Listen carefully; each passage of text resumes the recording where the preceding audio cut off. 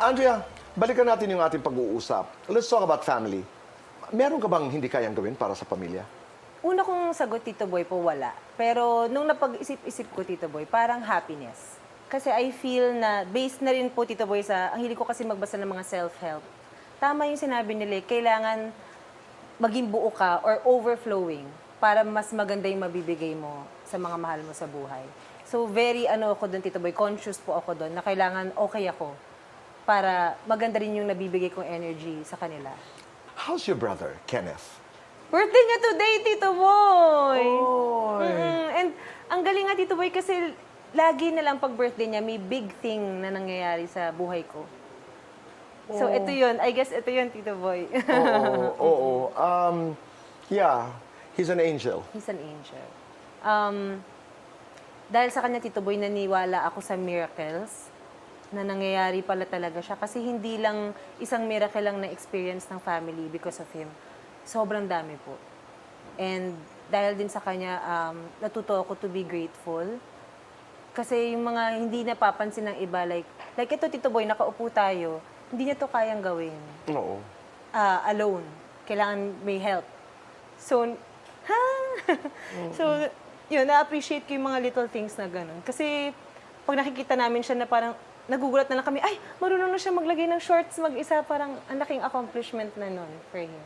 Kasi ilang try yun na-fail, tapos bigla na lang, na-gets na niya. Pero ang gano'n nun, because of him, I believe in miracles. Si Kenneth is in what spectrum? Para lamang maunawaan ng mga nagmamasid sa atin.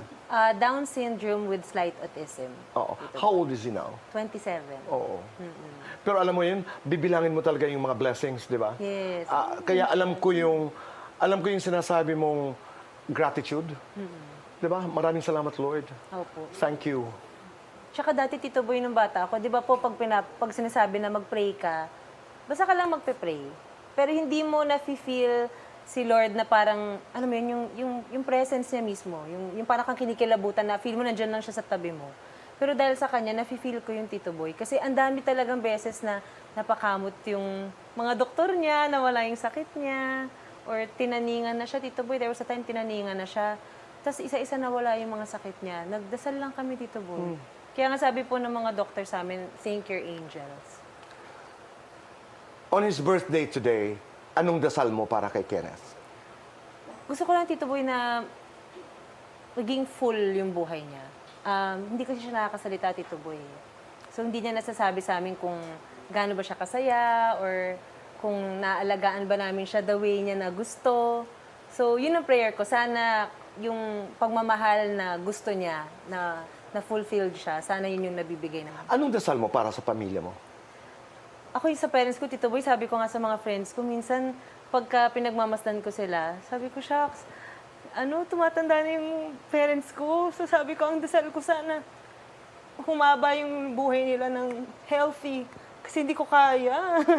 Sabi ko, hindi ko kaya, mapipilayan ako. Sobrang love ko yung parents ko, Tito Boy.